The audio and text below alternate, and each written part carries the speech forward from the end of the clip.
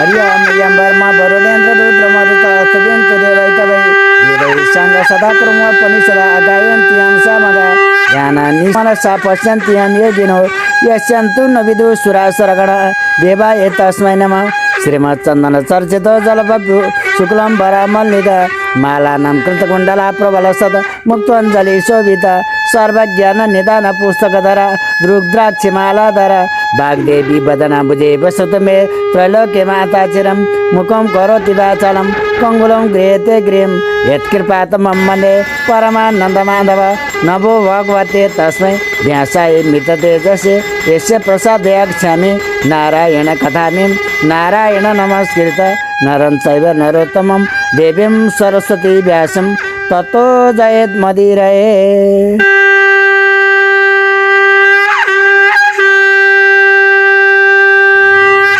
अथ पञ्चम अध्याय। कुमारजी आज्ञा गर्नुहुन्छ हे अगस्त्य मुनि। यसरी दक्ष प्रजापतिले आफ्ना 33 कोटी कन्या 33 कोटी देवताहरूलाई कन्यादान गरी सबैलाई ज्वाइँ बनाई आनन्दले रहे। हे अगस्त्य मुनि, सतीदेवीलाई श्री महादेवले विवाह गर्नुभएको कुरा बताइसके, अब के सुन्ने इच्छा छ? यस प्रकार कुमारजीले आज्ञा गरेपछि अगस्त्य मुनि बिन्ती गर्नुहुन्छ, हे कुमारजी, त्रिपुरासुरले कस्तो तपस्या गर्यो, श्री महादेवले त्यसलाई कसरी भस्म गर्नुभयो, मलाई यो सबै आज्ञा गर्नुहोस्। कुमारजी आज्ञा गर्नुहुन्छ, हे मुनिवर, जब विष्णुले हिरण्याक्षलाई मार्नुभयो तब सम्पूर्ण दानवहरू निकै दुखी भएर चिन्ता गर्न लागे। त्यसबेला मय नाम गरेको एउटा दैत्यले मनमा अति चिन्ता गरी विचार गर्न लाग्यो। जसरी कामदेव नहुँदा रति थिएनन्, त्यसै गरी त्यो दैत्यको राजा मय पनि ठुलो चिन्तनले आफ्ना सहयोगीहरू तारकाक्ष, विदुन्माली र कमलाक्ष नाम गरेका दैत्यहरूलाई साथमा ली घोर तपस्या गर्न लाग्यो। मय लगायत ती 3 जना दैत्य पौष माघको जाडोमा हिमालयमा गई तपस्या गरे। उनीहरू पानीमा भिजेर तपस्या गरे। वैशाख जेठका घाममा पञ्चाग्नि तापेर पनि तपस्या गरे। वर्षाकालमा बिना छानो चौरमा बसेर पनि तपस्या गरे। यस्तै तरहले तपस्या गर्दा गर्दै दिव्य 10,000 वर्ष बित्यो। ती दैत्यको शरीरमा मासु सकिएर केवल छाला र हाड मात्र बाँकी रह्यो।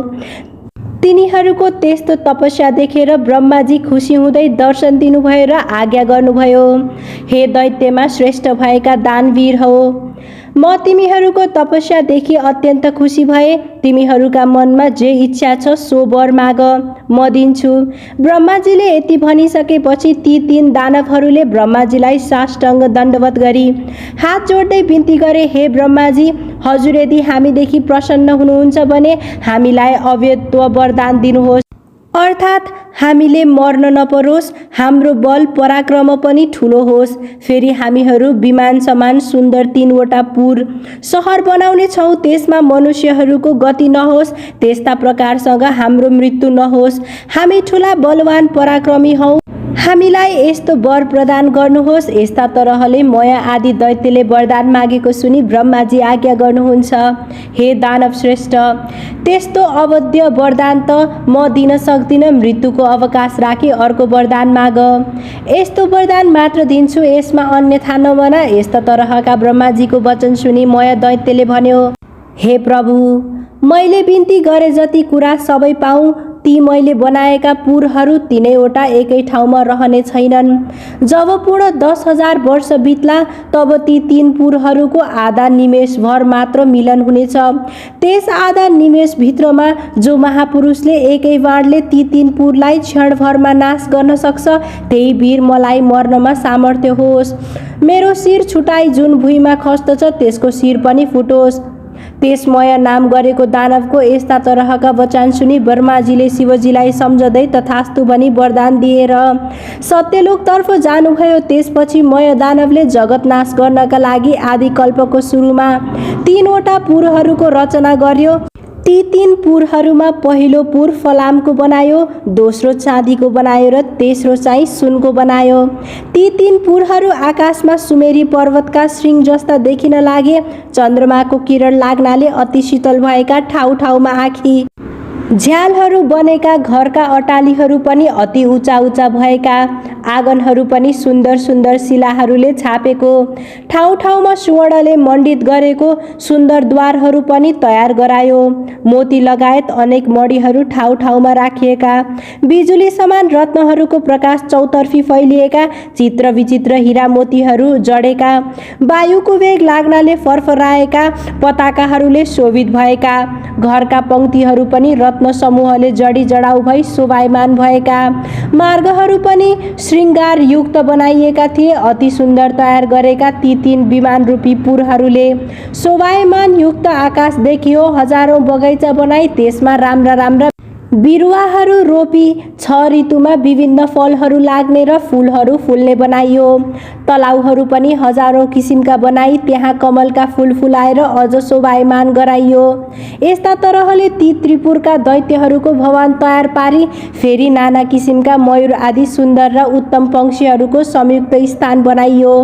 ती तीनवटै पुरहरूमा अत्यन्त सुन्दर अप्सरा समानका स्त्रीहरू देखिन्थे।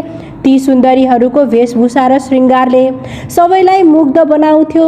ती सुन्दरी स्त्रीहरू लज्जाले हाँस्ने र सुन्दर नेत्रयुक्त देखिन्थे। यस्ता सुन्दर स्त्रीहरूले व्याप्त त्यो त्रिपुर सहर अति नै मनोहर देखिन लाग्यो। राजा मोहेले यस्ता ती 3 पुर मध्ये फलामको पुर तारकाक्ष नाम गरेको दैत्यलाई दियो भने अर्को चाँदीको पुर विदुनमाली नाम गरेको दैत्यलाई दियो। सुनले बनेको अति उत्तम पुर जो थियो त्यो चाहिँ राजा मयले आफैलाई भनी लियो। त्यसपछि ती त्रिपुरवासी दैत्यपति र मन्त्रीवर्गहरूले शोभायमान भई सम्पूर्ण आफ्ना शत्रुहरूका सेनालाई जितेर ब्रह्माण्ड वर्ग एवं भाइ बन्धु सहित भई आफ्ना स्त्रीहरूलाई साथ लिई सुखपूर्वक रहन लागे। उनीहरूले 3 लोकको आनन्द सुखपूर्वक ग्रहण गर्न लागे। त्रिपुरवासी दैत्यहरू तपस्याको बलले शेखी र घमण्डमा प्राप्त गरी सम्पूर्ण देवताहरूलाई जिती उनीहरूका बगैँचाका वृक्ष र बिरुवाहरू नष्ट गर्न लागे। देवताहरूलाई पनि अनेक तरहले दुःख दिन थाले। यसबाट धेरै काल व्यतीत भयो। दैत्यहरूको यस्तो अत्याचार सहन नसकी इन्द्रादि देवताहरू अति क्रोधित र दुखी भए। उनीहरूले ब्रह्माजीका समीपमा गई त्रिपुरवासी दैत्यहरूको सम्पूर्ण उपद्रवको विस्तार गरे। देवताहरूको बिन्तीले प्रसन्न भएका ब्रह्माजीले सबै देवताहरूलाई शान्त गराई आज्ञा गर्नुभयो। हे देवतागण, त्रिपुरासुर आदि दैत्यहरू बलवान छन्। हामीहरू तिनको नाश गर्न सक्दैनौँ। त्यसकारण हामीहरू श्री महादेवको शरणमा जाउँ। उनै महादेव हाम्रा गति हुनुहुन्छ। उनै महादेवले हाम्रा शत्रु ती दैत्यहरूको नाश गर्नुहुनेछ। ब्रह्माजीको यस्ता तरहका आज्ञा सुनि सूर्य, इन्द्र, वायु, अग्नि आदि सबै देवताहरूले ब्रह्माजीलाई साथमा लिएर कैलाशमा जानुभयो। उहाँहरूले महादेवको अनेक तरहले स्तुति गर्दै बिन्ती गरे। हे त्रिलोकेश्वर, हे पिनाकधारी, हे चन्द्रवाल, हे अमित पराक्रमी, तपाईलाई कोटि कोटि नमस्कार छ। चन्द्रमाका प्रभावले प्रकाशमान हुनुभएका उत्तम जटाधारी हे चन्द्रशेखर, हे त्रिलोकदेव, हे पिनाक पाणी, तपाईलाई कोटि कोटि नमस्कार छ।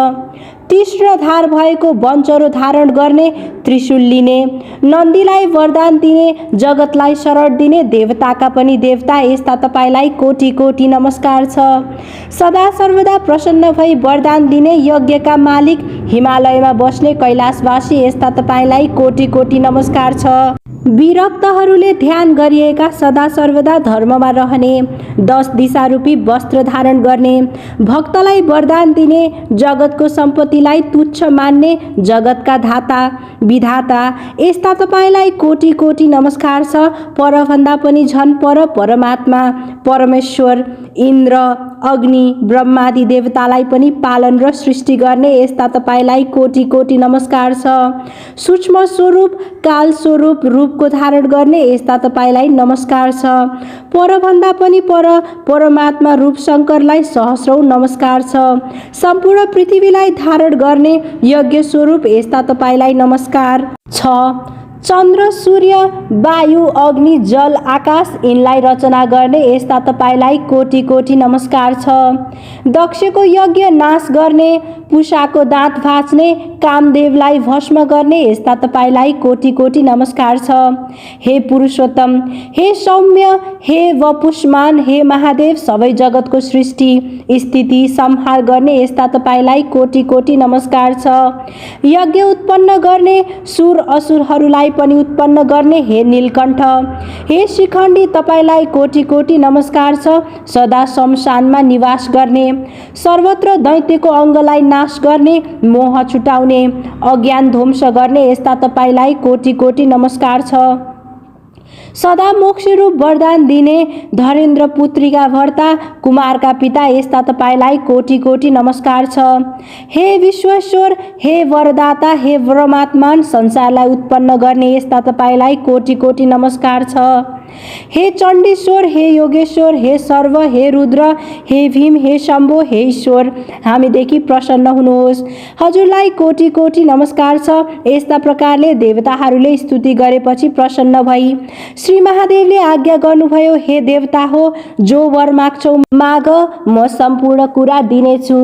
लोकमा मैले नदिने कुरा केही छैन। श्री महादेवबाट यस्तो आज्ञा भएपछि सम्पूर्ण देवताहरू बिन्ती गर्दछन्, हे प्रभु, ब्रह्माजीका वरदानले उन्मत्त भएका मय आदि गरिएका दैत्यहरूले हाम्रा उर्वशी आदि गरिएका अप्सराहरूलाई पनि लुटेर लगे। सम्पूर्ण उपवनहरूका उत्तम उत्तम बिरुवाहरू पनि लुटी बगैँचाहरू नष्ट गरिदिए। सबै देवताहरूको नाश गरी हामीलाई ठुलो दुःख दिँदैछन्। हे भगवान, ती दैत्यको नाश गर्न ब्रह्मा पनि असमर्थ छन्, विष्णु पनि असमर्थ छन्। हे भगवान, जस्ता प्रकारले देवताहरूको जय हुन्छ त्यही वरदान बक्सनुहोस्। यस्ता प्रकारका देवताहरूको स्तुति सुनेपछि श्री महादेव प्रसन्न भई देवताहरूलाई आज्ञा भयो, हे देवतागण हो, तपाईँहरूको कुरा ठिकै हो, तर त्रिपुरवासी दैत्यहरू वैदिक सनातन धर्ममा लागेका छन्। घर घरमा होम यज्ञ र शिव साधनामा रत भएका कारणले उनीहरू मेरा भक्तहरू हुन्। मैले मेरा भक्तको नाश गर्न मिल्दैन। बरु भगवान विष्णुको शरणमा जाओ, विष्णुको आज्ञाले जे गर्नुपर्छ त्यो गर्नु। श्री महादेवको कुरा सुनेर देवताहरू दुखी हुँदै श्री विष्णुको शरणमा लिन वैकुण्ठमा जाँदा भए। विष्णुको समीपमा गई अनेक स्तोत्रले भगवान हरिको प्रार्थना गरे। देवताहरूको कुरा सुनेर भगवान श्री हरिले मनमनै श्री महादेवलाई सम्झनुभयो र आफ्नो शरीरबाट मायाले छोपी एक भिक्षुक प्रकट गर्नुभयो। त्यसअघि श्री विष्णुको आदेशले त्रिपुर नाश गर्नका लागि अनेकौं भमराहरू गएर त्रिपुरवासीलाई आक्रमण गर्न लागे, तर शिव सनातन धर्मका प्रभावले त्रिपुरवासीलाई केही गर्न सकेनन्, स्वयं नष्ट भए। भगवान विष्णुले त्यसपछि आफ्नो शरीरबाट उत्पन्न भएका भिक्षुकलाई आज्ञा भयो, हे मुण्डी, तिमी गएर त्रिपुरवासी दैत्यहरूको सनातन धर्म खण्डित गर्ने कलियुगको पाखण्ड धर्म प्रचार गरी आऊ। मेरो आज्ञाले तिमीलाई पाप लाग्ने छैन। तिमी समानका तिम्रा अन्य 4 शिष्यहरू पनि सृष्टि गर र त्रिपुरवासीहरूलाई सनातन मार्गबाट विचलित गराऊ। भगवान श्री विष्णुको कुरा सुनेर मुण्डीले विष्णुलाई प्रणाम गरेर आकाशमा रहेका त्रिपुरहरूमा गयो। मुण्डीले आफ्ना 4 शिष्यहरूको साथमा त्रिपुरवासीहरूलाई एक ठाउँमा भेला गरी सनातन धर्मको विरुद्ध शिक्षा दिन थाल्यो। तैपनि त्रिपुरवासी दैत्यहरू शिव धर्मका प्रतापले विचलित भएनन्।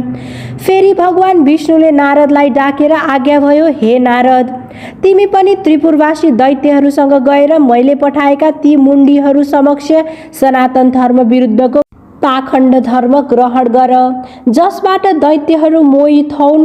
भगवान विष्णुको आज्ञा मानी नारदले पनि त्रिपुरवासीहरू छेउ गई नाटकीय ढङ्गले पाखण्ड धर्मको दीक्षा लिनुभयो, जसबाट दैत्यहरू प्रभावित भई पाखण्ड धर्ममा रत भए। यसबाट यज्ञ, पूजा, होम, वेद, मूर्ति पूजा, तीर्थ व्रत, सत्य धर्म, पतिव्रता धर्म सबै नाश भए। त्यसपछि विष्णु समेत सबै देवताहरूले शिवजीको स्तुति गर्दै त्रिपुर नाश गर्नका लागि बिन्ती गर्नुभयो। विष्णु आदि देवताहरूले धेरै स्तुति गरेपछि भगवान शिवजीले आज्ञा गर्नुभयो, मेरो 11 अंश धारण गरी रुद्र तेजोमय रूप भई दानवहरूलाई नष्ट गर्नुहोस्। महादेवबाट यति आज्ञा भएपछि देवताहरू फेरि बिन्ती गर्छन्, हे भगवान, हामी हजुरका तेजको सहस्रले एक अंश पनि धारण गर्न सक्दैनौँ। महेश्वर तेजलाई धारण गर्नु त के हेर्न समेत हाम्रो सामर्थ्य छैन। हे भगवान, हामीसँग प्रसन्न हुनुहोस्। हामीले जे गरे पनि दैत्यमाथि जित हासिल गर्न सकेनौँ। हे भगवान, आफैले त्रिपुरासुर आदिलाई मारिबक्सनुहोस्। तिनीलाई ब्रह्माजीको वरदान प्राप्त भएको छ कि दिव्य 10,000 वर्ष बितेपछि 3 पुर आधा निमेषसम्म मिलन हुनेछ। त्यसै आधा निमेषभित्रमा एक बाणले त्यो 3 पुर भस्म गर्नुपर्नेछ। त्यसपछि मात्र तिनीहरूको मृत्यु होला, अन्यथा तिनीहरूको मरण असम्भव छैन। यस्तो वरदान पाएका दैत्यहरूको नाश गर्न हामी असमर्थ छौँ। हे प्रभु, हामीदेखि प्रसन्न हुनुहोस्।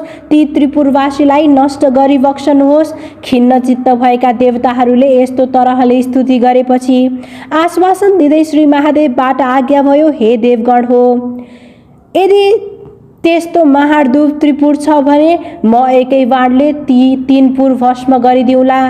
दानवादी वीरले रक्षा गरिएको त्रिपुरसँग लड्दा मेरो बललाई थाम्न सक्ने हिमालय पर्वत समान एक रथ तयार गराउनुहोस्। महादेवको यस्तो वचन सुनि सबै देवताहरूले हवस् भनी महादेवलाई नमस्कार गरी खुसी भई आफ्नो धाममा जाँदा भए। श्री महादेवका निमित्त विश्वकर्माले सम्पूर्ण देवताले युक्त भएको सुवर्णमय एक रथ तयार गराए।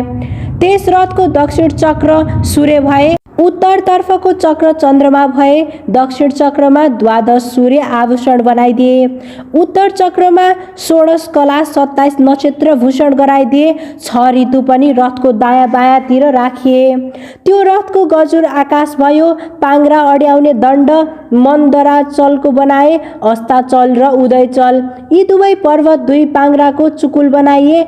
अयन समत्वथर रथका वेग भए।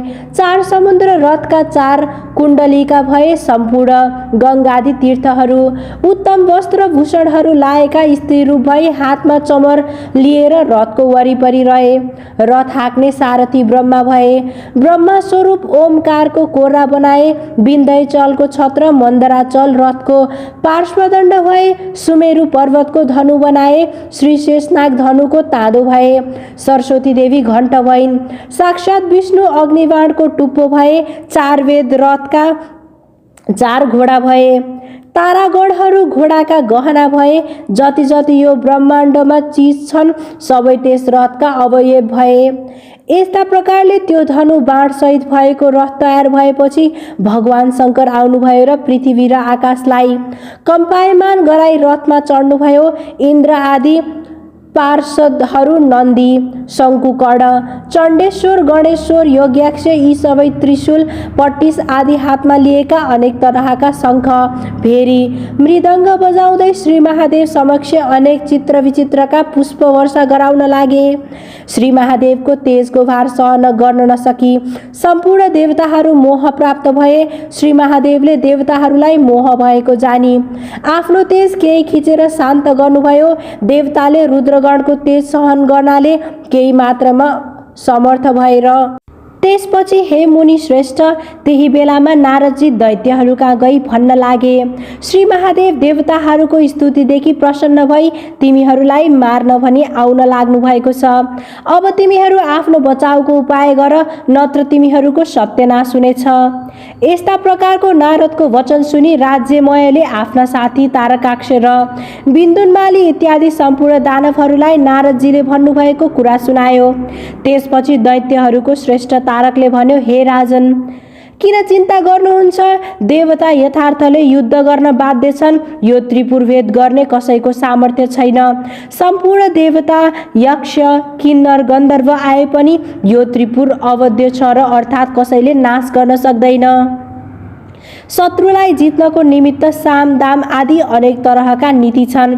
जित्ने इच्छा गर्ने बलियो शत्रुलाई पराक्रम गरी दण्ड दिनु योग्य छ। यस्तो राजा तारकाक्षको वचन सुनि विदुनमाली भन्छ, हे राजन, बलहीन देवताहरू हामीसँग कुनै प्रकारले पनि समर गर्न सक्दैनन्। जो मूढ भई युद्ध गर्ला त्यो अवश्य मृत्युमा प्राप्त होला। यसमा के को चिन्ता छ? हामी सबै युद्धमा लडौला र ती सम्पूर्ण देवताहरूलाई जिती तपाईले 3 लोकको इन्द्रपदको भोग गर्नुहोला।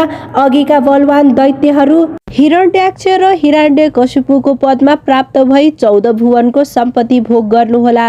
यस्तो प्रकारको विदुन्मालीको वचन सुनि मयले भन्यो, हे दानववीर हो, अब हाम्रो नाशको बखत भएछ। यस्तो भनी राजा मयले बारम्बार शिर कम्पन गराउँदै फेरि पनि भन्यो, जो शत्रुभन्दा बलियो होस् अथवा बलहीन होस् त्यससँग हामीले साम दाम इत्यादि उपाय गर्नु उचित होला। सम्पूर्ण जगतका मालिक ईश्वर श्री महादेव हुन्। उनै देवता र हामीहरूका स्रष्टा हुन्। यदि आज हामीलाई मार्न स्वयं उनै आउँछन् भने अब यसको उपाय अरू केही छैन। खाली भगवान महादेवको शरण परि प्रणाम गरौँ, यही मेरो मति छ। यदि हामी कठोरता धारण गरी महादेवका अगाडि गई युद्ध गर्यौं भने अवश्य हामीहरू उनका दृष्टिपातले नै भस्म हुनेछौँ। ब्रह्मादि देवता पनि दुखी भई जसका शरणमा जान्छन्। आज उनै भगवान महादेव हामीलाई संहार गर्न आउँछन् भने अब हाम्रो के गति होला। जे क्षण मात्रमा सबै जगतको सृष्टि र संहार गर्न सामर्थ्य छन्, जो मुक्तिका दाता सबै जगतका कारण छन्, त्यस्ता श्री महादेवसँग हामीहरू कसरी युद्ध गर्न सकौला। हामी विधिहीन तपस्याले के हुन्छ। हे भाइ बन्धु हो, तिमीहरूले धेरै समयसम्म त्रिपुरको भोग गर्यौ। त्यस कारणले हे दानवीर हो, तिमीहरू सबै कालले प्रेरित भई युद्ध गर्न भनी उत्सुक छौ। यस्ता प्रकारको मयको वचन सुनि नारदले विचार गर्न लागे, सारा दैत्यको संहार जसरी भए पनि गर्नै पर्छ। त्यसकारण यिनीहरूलाई अनेक उपाय लगाउनै पर्छ। यति भनी नारदले भने, हे महाराज, अब तिम्रो तपस्या क्षीण भयो, ऐश्वर्य भोग समाप्त भयो। अब समग्रमा अघि नसरी नपुसक झै ती देवताहरूका शरणमा जानुभन्दा सङ्ग्राममा लडी मोक्ष हुनु उत्तम ठान्छु। यदि महादेवका हातबाट मर्यौ भने श्री महादेवका प्रथम गणका अधिपति हौला शरणमा गयौ भने देवताका हितका निमित्त श्री महादेवले तिमीहरूलाई नमारी छाड्नु हुने छैन। फेरि यस्ता दानवको राजा भएर पनि कातरता किन गर्दछौ। लड्दा कदाचित जित्यौ भने 3 लोकको राज्य पनि भोग गरौला। यस्ता प्रकारको नारद ऋषिको वचन सुनि तारकाक्ष विदुन्माली आदि दैत्यहरू आयु क्षीण भएको हुनाले मोहमा परि भन्न लागे, हे महाराज, नारदजीबाट जो आज्ञा भयो त्यो धेरै उत्तम हो। यस्ता प्रकारले महादैत्यहरूको वचन सुनि मय नाम गरेको राजा दानवले भन्यो, हामीहरूको श्री सम्पत्ति नष्ट हुने बेला भएछ, किनभने तिमीहरूको पनि बुद्धि उल्टो भयो। यस्तो जानी नारदजीबाट आज्ञा भएको धेरै ठिक छ। मय र अन्य दानवको कुरा सुनेर नारदजी पनि धेरै प्रसन्न भई सबै दैत्यहरूलाई युद्ध गर्नमा तत्पर गराई श्री महादेव भएको ठाउँमा गए। ती दैत्यहरू पनि युद्ध गर्नलाई तत्पर भई युद्धमा लालसा गरी अनेक तरहका शस्त्र अस्त्रले सुसज्जित भई युद्ध गर्न तयार भए। तारकाक्ष, बलवासुर, विदुन्माली आदि दैत्यहरू र राजाहरू पनि युद्ध गर्न राजाको अगाडि आएर अनेक तरहका बाजा बजाई सिंहनाद गर्न लागे। दानवका सेनाहरू पनि भयभीत भई भन्न लागे, ऊ रथ आयो, रथको ध्वजा पनि देखियो। यस्तै वाक्य परस्परमा भन्न लागेर भय शोकलाई त्याग गरिरहन लागे। उनीहरू पशु जस्तै भएर जसरी अग्निको समीपमा पुतली जान्छन् त्यस्तै गरी कालले ग्रस्त पारेका त्रिपुरवासी दैत्यहरू शिवजी कहिले आइपुग्छन् भनी हेर्न लागे। कुमारजी आज्ञा गर्नुहुन्छ। शिवसेनाहरू पश्चिम सागरको शिर भागमा रहेका अनेक प्रकारका पताकादिले शोभित सुमेरु पर्वत समानका त्रिपुरहरूलाई देखि नन्दीश्वर आदि गणहरूले सिंहनाद गर्न लागे। चण्डेश्वर पनि बडो दीप्तिमान कुठार लिएको प्रचण्ड मुख बाई प्रमथादि गणका अगाडि उपस्थित भई देदीप्यमान त्रिशूल हातमा लिई शिवतुल्य पराक्रम गर्दै आए। गणका अधिपति शङ्कुनायक पनि मुसल हातमा लिई प्रथम गणका पार्श्वभागमा खडा भए। नन्दी, भृङ्गी, वीरभद्र आदि अनेक गणहरू वज्र, त्रिशूल, गदा, परिद आदि लिई युद्धका निमित्त अग्रसर भए। दैत्यगण पनि श्री महादेवको रथ आएको देखि युद्ध गर्न भनी अनेक प्रकारका दिव्य आयुध हातमा लिई निस्केर गणहरूसित अति क्रोध भई युद्ध गर्न लागे। त्यसबेला श्री महादेवले पनि त्रिपुरलाई दग्ध गरे जस्तै हाँस्दै ठुलो सिंहनाद गरी युद्ध गर्न लाग्नुभयो। नन्दी महावली दैत्यगढसँग युद्ध गर्न लागे। भृङ्गीले 10 बाण छोडी विदुन्मालीलाई भेदन गरी रातारात आँखा पार्दै शिलाले ठोक्न लागे, तर पनि उसलाई केही गर्न सकेनन्। भृङ्गी र रिटीले विदुन्मालीका पृष्ठभागमा प्रहार गरे, साथै उसले पनि पूर्ण हुङ्कारले भृङ्गी र रिटीलाई प्रहार गर्यो, जसको वेदना सहन नसकी भृङ्गी र रिटी त्यहाँबाट पलायन भए। जब त्यस दैत्यराजले यिनीहरूलाई जित्यो, तब गणनायक गणेशको काँधमा त्यो दैत्यले 1000 बाण छोडी भेदन गर्यो। फेरि 10 बाण छोडी गणेशका मर्ममा घाउ गराई वेदना गरायो। तब गणेशजीले अति क्रुद्ध भई आफ्नो सुँड पसारी त्यसको गर्दनमा बेरीमत्ता हात्तीले कमलको फूल सुँडले मर्काएर तलाउबाट उखेली फ्याके जस्तै विदुन्मालीको शिर पनि उखेलेर फ्याक्नुभयो। त्यसको शरीरबाट छेदन भएको शिर सरोवरबाट निस्केको हात्तीको दाँतमा अड्केको कमलको फूल जस्तै शोभामा प्राप्त भयो। त्यो देखि भृङ्गी नाना तरहले जय जयकार गर्दै नाच्न लागे। यसपछि नेमी र बल नाम गरेका 2 वटा दानव वीरहरू क्रोधले युक्त भई आएर बाण छोडी गणेशलाई मर्ममा घाउ गराउन लागे। शङ्कुकर्णले तिनीहरूलाई बीचमै रोकी उनीहरूको ध्वजा, रथ, सारथी र घोडा सबै काटी विरथी गराए। ती 2 जनाले फेरि अर्को रथमा चढेर आई ती चण्डेश्वर गणनायकका मर्ममा हजारौं बाण हानी घाउ गराए। गणेश्वरले पनि क्रोधले रातारात आँखा पारेर भयङ्कर मुसल प्रहार गरी ती दुवैलाई यमराज कहाँ पुर्याइदिनु भयो। त्यसपछि ठुला त्रिपुरवासी दैत्यहरू क्रुद्ध भई ठुलो समूहमा निस्केर नाना तरहले चक्र, वज्र, त्रिशूल, कुठार लिएर महादेवका गढमाथि झम्टी महाघोर युद्ध गर्न लागे। शिवगढहरू पनि शिवको आज्ञा पाएर उन्मत्त सिंहले मृगहरूलाई लखेटे जस्तै दैत्यहरूको सैन्य बललाई बारम्बार छिन्न भिन्न गरी मार्न लागे। दैत्यहरूका कसैका शिर छैनन्, कसैका गिड छैनन्। यस्तै प्रकारले तिनीहरू नाश हुन लागेर नदी बहेझै रगत बग्यो। वायुको वेग लाग्नाले छिन्न भिन्न भएका मेघ समान र वज्रको तोड लागि चूड भएका दैत्यहरू पर्वतहरूमा शिखर झरे चाहिँ गर्दै पश्चिम समुद्रमा खस्न लागे। नेमी र बल नाम गरेका दैत्यहरूलाई शङ्कुकर्णले मारे भन्ने दैत्यहरूले सुनेपछि उनीहरू अति क्रोधित हुँदै यो कुरा तारकाक्ष नाम भएको दैत्यलाई सुनाए। त्यो खबर सुनेर तारकाक्ष दैत्य आफ्नो घरदेखि निस्केर आयो र गणनायकहरूमाथि झम्ट्यो र अनेक तरहसँग बाण वृष्टि गर्यो। गणनायक शङ्कुकर्णले पनि त्यस महाबाली दैत्यको शिरमा वज्र प्रहार गरी सिंहनाद गरे। भूमिमा ढलेको तारकाक्षले पनि रिसले चूर भई उठेर चक्र प्रहार गर्यो। गणेश्वर शङ्खवडले पनि त्यसलाई अति वेदना पुग्ने गरी मुड्कीले हानिदिए। शङ्कुकर्णको मुड्कीको प्रहार सहन गर्न नसकेपछि त्यो दैत्य मूर्छा परी भुइँमा ढल्यो। उसले आफ्ना उत्तम हतियारलाई पनि त्याग्यो। त्यो दानव मुड्कीको वेदना सहन नसकी मृत्यु प्राप्त गर्यो। यस्ता प्रकारले त्यो दैत्य मरेको देखि अन्य दैत्यहरूले त्यसको लासलाई उठाएर राजा मयका भवनमा लगी सारा वृत्तान्त बताए, साथै अनेक तरहसँग विलाप गर्न लागे। दानवहरू यसरी विलाप गर्दै रोएको देखेपछि दानवहरूलाई सम्झाई मयले भन्यो, तिमीहरूले केही सुर्ता नगर, मेरा घरमा अमृतको कुण्ड छ, त्यसैमा दैत्यहरूलाई लगी डुबाऊ। राजा मयको कुरा सुनेपछि ती दैत्यहरू प्रसन्न भई अमृतमा डुबाई दैत्यपति तारकासुरलाई बचाए। अरू मरेका दैत्यहरूलाई पनि त्यही अमृत कुण्डमा डुबाएर बचाए। त्यसपछि दैत्यहरू प्रसन्नताले मयलाई शिर नुहाई प्रणाम गरे। तब त्यो तारकाक्ष फेरि बडो वेगले संग्राम भूमिमा आयो। तारकाक्ष आएको देखेर ब्रह्माजीले आफ्नो बायाँ हातले त्यस दैत्यलाई देखाई श्री महादेवसँग भन्न लाग्नुभयो, हे महादेव, त्यो दैत्य अघि मरेको थियो, अहिले फेरि बाँचेर आयो। मयको घरमा अमृतको कुण्ड छ, त्यस अमृतले गर्दा मयले दानवहरूलाई बचाउँछ। हे शम्भो, यदि यसको अमृत रह्यो भने हामीले दैत्यहरूलाई जति मारे पनि मरेका ती दैत्यहरूलाई मयले बारम्बार बचाउनेछ।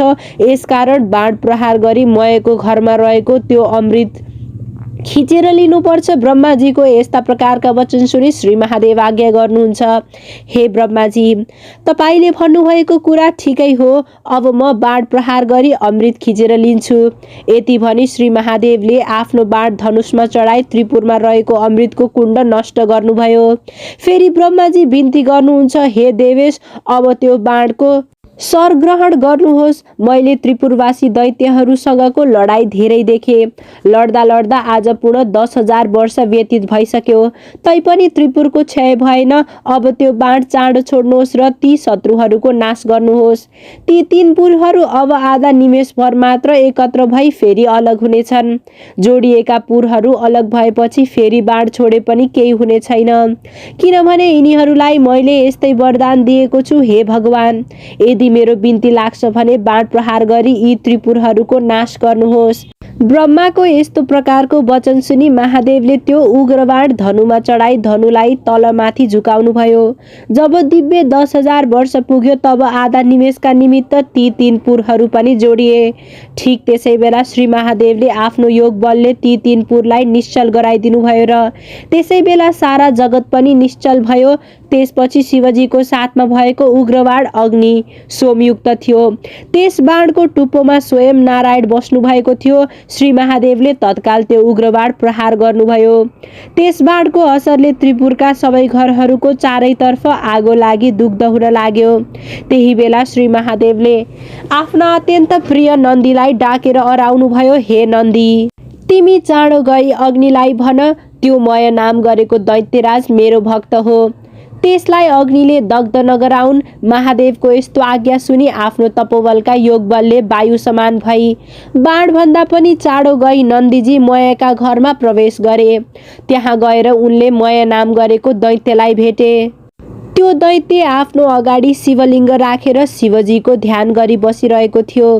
नन्दीले त्यसलाई भने, तिमीलाई अग्निले जलाउने छैनन्, किनभने तिमी श्री महादेवका भक्त रहेछौ।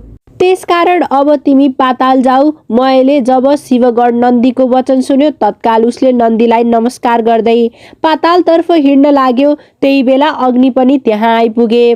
नन्दीले अग्निलाई महादेवको आज्ञा सुनाइदिए। यसपछि अग्निले मयलाई भने, अब तिमी यहाँबाट तुरुन्त हिँड, किनभने अब क्षणभरमा त्रिपुर भस्म हुनेछ। अग्निदेवको वचन सुनेर मयले हवस् भनी सुवर्णमय शिवलिङ्ग लिई तत्काल पाताल गयो। नन्दी त्यहाँबाट फर्किएर महादेवसँग सम्पूर्ण विस्तार बिन्ती गरे।